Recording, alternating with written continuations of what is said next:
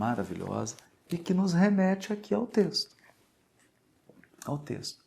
Porque a serpente aqui no capítulo 3, ela representa exatamente o projeto de humanidade que foi concretizado no mundo e que nós estamos vivendo hoje. O projeto da serpente, ele foi tão bem sucedido que ele se espalhou para todas as nações da terra. Aí o que acontece?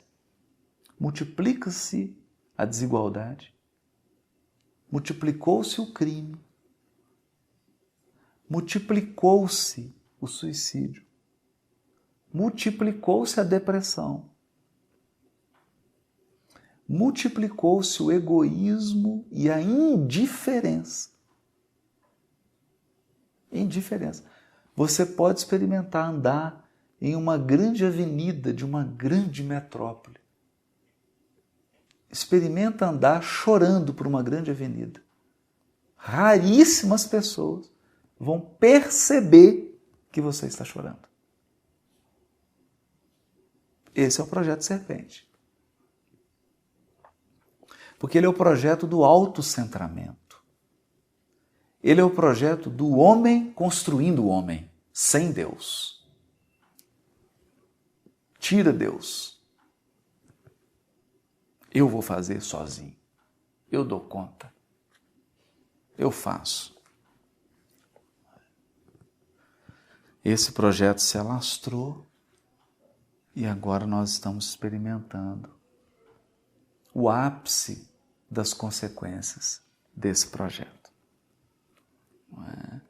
Então, vamos examinar aqui algumas coisas para a gente entender. Depois que o projeto foi acatado, ou seja, depois que a inteligência e o sentimento consentiram com o projeto da serpente, entenderam?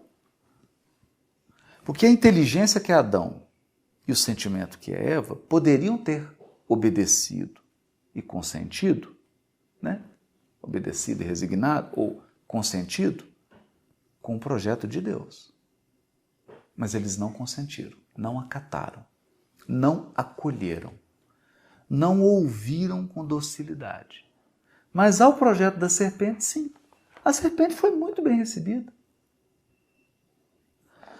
Na verdade, a gente percebe aqui no capítulo 3 que Eva desenvolveu uma relação muito mais íntima com a serpente do que com Deus.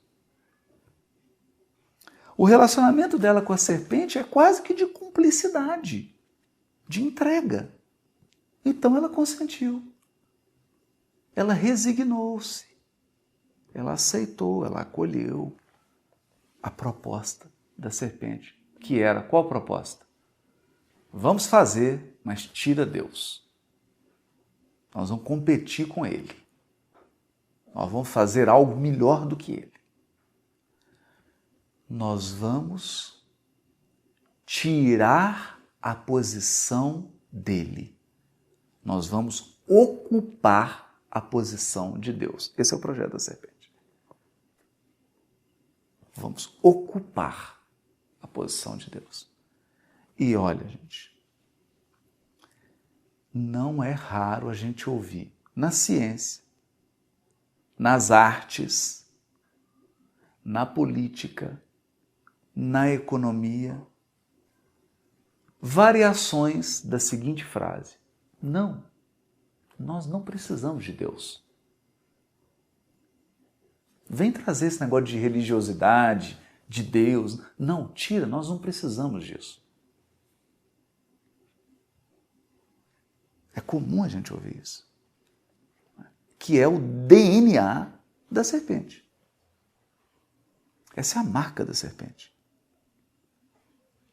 É uma independência. É a célula que saiu do organismo, portanto é uma célula cancerígena. Ela quer um projeto independente que destrói o organismo. Então isso é importante, a gente ouve isso muito. Então a gente pega, por exemplo, um teórico da sociologia, aí você vai examinar as ideias dele e saber qual que é o DNA, o que está por trás das ideias dele. O que ele quer realmente? Qual que é a proposta? Aí você consegue ver se o projeto é divino, se o projeto é da serpente. É fácil, você não precisa nem ler o livro. Você lê 2 páginas, você já identifica o DNA do projeto. E assim na ciência, nas artes, na economia, em todos os empreendimentos humanos. Todos os empreendimentos humanos. A gente consegue detectar isso. É profundo. Esse texto é muito profundo. Então o que o texto diz? Eles ouviram o passo do Senhor Deus que passeava no jardim à brisa do dia. Não é? Então, o que significa isso? Até eles acatarem esse projeto humano, eles gozavam de quê? De intimidade com Deus. Eles sentiam a presença divina no jardim interior. Deus caminhava no jardim interior, como caminha até hoje. Vai caminhar sempre. Mas a diferença aqui é que eles ouviam os passos. Sentiam a presença. E aí o homem e sua mulher se esconderam. Aqui está o sintoma. Se esconderam entre as árvores do jardim. Se esconderam da presença divina. Esse aqui é o sintoma da desordem interior. Esse é o sintoma. Aqui, os dois se entregaram. Se entregaram. Porque aqui já começam os resultados, as consequências da falta de obediência e resignação. Não é? Que é um processo de fuga da presença. Fuga da presença. Que, aliás, se você quiser ter uma ideia lúdica e literária disso que nós estamos falando, que é bem filosófico, leia o capítulo do Morro Alto, do livro Morro Alto, sobre o Mutum, que é a criança lá, tem uma experiência. Lê lá, que aí você vai ver, isso está bem retratado lá. O que acontece com a criança? Qual que é a relação que ela tem com Deus quando ela pratica um mal feito lá? É isso aqui. Você se esconde. Você não quer a presença. Eu me afasto da presença. E aí a gente vai pensando. Quanto mais eu caminho na senda do mal, mais eu quero me afastar. E aí o processo começa a se retroalimentar. Mais afastamento, mais prática do mal, mais afastamento, mais prática, mais afastamento. Até entrar num processo de saturação ou de afastamento máximo da presença de Deus. E o Senhor Deus chamou o homem. Onde estás? Disse ele. Isso aqui é bonito. Porque isso aqui é muito bonito, olha. Nós estamos aqui vários episódios, tentando arranhar, tentando descortinar os aspectos amplos, gerais e universais desse texto. Porque esse texto aqui, ele fala, em essência, da desconexão da humanidade de Deus. É isso que esse texto fala.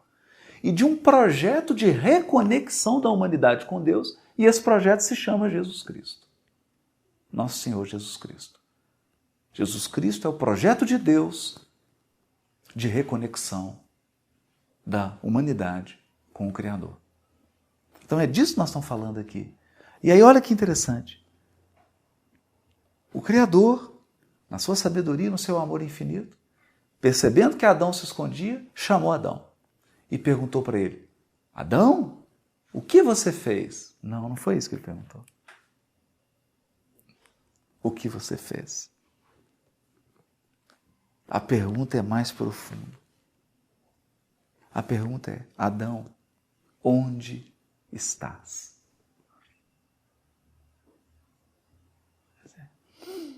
Você está onde? Porque se nós estamos falando de afastamento de Deus, essa pergunta é vital. Quem está próximo não vai ouvir onde estás. Só quem se afastou. Então a pergunta aí aqui é, filho, o quanto você se afastou? Onde estás?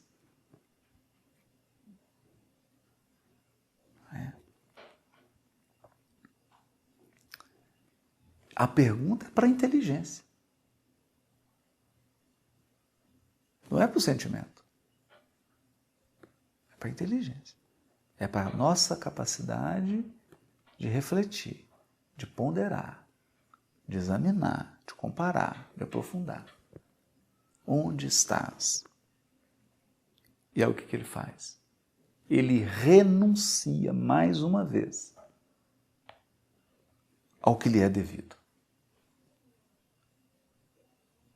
Ele fala, ouvi teu passo no jardim, respondeu o homem.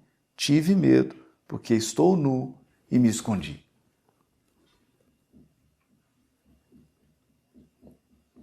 Olha só. Senti a presença, percebi que eu estou nu. Por que está nu?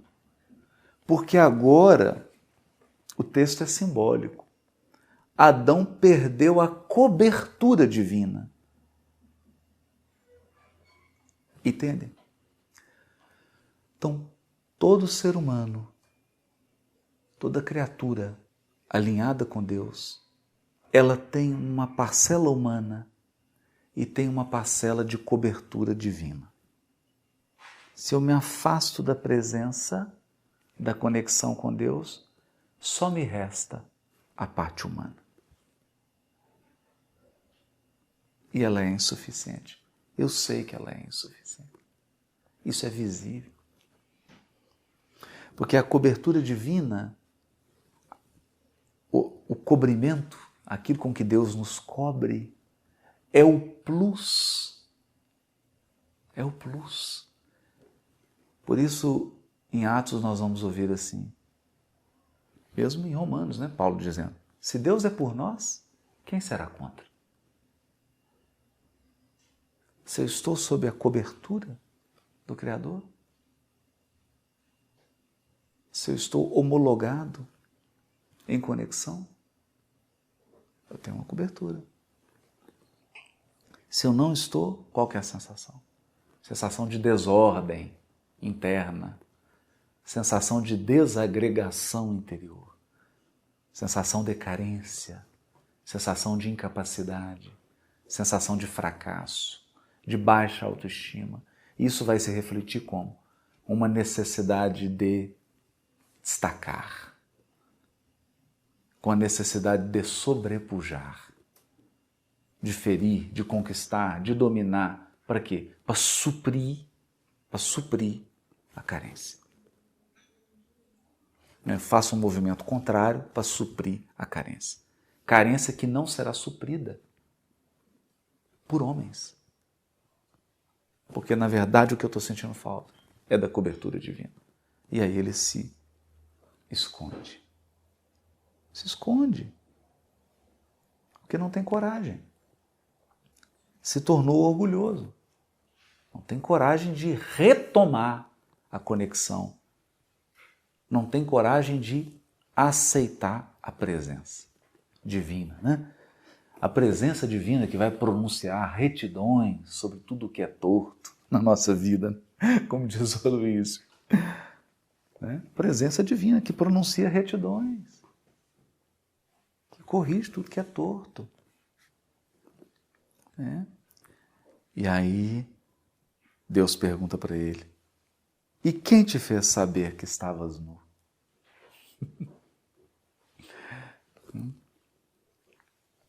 Quem te fez saber? Comestes então da árvore que te proibi de comer? É bonito o texto, né? Não é?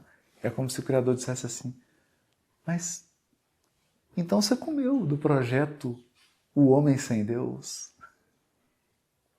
o projeto do mal, você comeu dele. Porque senão você nunca sentiria a falta da cobertura.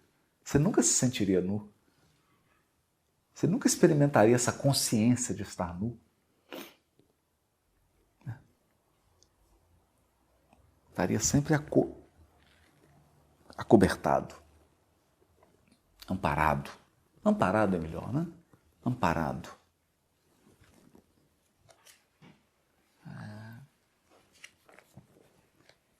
Que é bonito aqui o projeto, né? O projeto divino é o máximo de conexão com o mínimo de acoplamento. Olha isso aqui. Deus quer estar maximamente conectado conosco, mas sem nos tomar, sem nos anular. Então, com o mínimo de acoplamento. Ele não vem para nos anular. A gente ganha em autonomia e em liberdade, com o máximo de conexão. É bonito isso. É. Então ele pergunta, então você comeu. E aí o que ele faz? Ele se entrega. Se entrega. A mulher que puseste junto de mim me deu da árvore e eu comi. Me deu. Essa mulher me deu e eu comi. E o que ele está dizendo aqui? Deixei de exercer as minhas funções. Abri mão do que me competia. É quando você fala assim, amordacei a minha inteligência e por isso entrei nessa fria. Assaltei, como diz Emmanuel, né? Do verbo saltear. Assaltei. As ilusões assaltaram a minha inteligência. Tamparam a boca dela, amarraram as mãos, os pés dela, colocaram no porta-mala. Minha inteligência não pôde agir. E aí você entrou naquela situação. Levado pela ilusão. E agora estamos experimentando o amargo sabor da desilusão. E pior, tendo que ir lá tirar a mordadura da boca da inteligência, soltar a nossa inteligência e olhar para ela e falar, nossa, como que eu caí nisso? É um Adão que não exerceu, acatou, recebeu da mulher, está pondo a culpa nela, mas está confessando, eu não examinei, não comparei, não aprofundei, eu acatei sem avaliar, eu não fui Adão. Eu não fui Adão. Não exerci as funções de Adão. Omiti. Me entreguei à omissão. Mais uma vez, que é o tema da parábola dos talentos. Aquele que recebeu um, enterrou, porque omitiu-se, não quis correr o risco, não quis agir. Ficou com tanto medo de cometer um erro que preferiu enterrar o talento. Então está aqui a cena de novo se configurando e ele transfere responsabilidade. Depois nós vamos ver que o castigo, entre aspas, para Adão tem a ver com essa atitude dele. Tem uma sabedoria aqui. A Adão serão ditas palavras que têm a ver com a omissão dele. E a gente vai perceber que não é uma maldição. O que Deus vai dar a Adão é o remédio para ele curar desse mal, que é a omissão, que é a frouxidão da inteligência. Vai dar um remédio para ele. Como vai dar para Eva? Só que o de Eva é outro, porque o mal dela é outro. Como vai dar um para a serpente? Para a serpente também. A serpente também vai ser regenerada. Mais dificilmente, mas também será. E o remédio?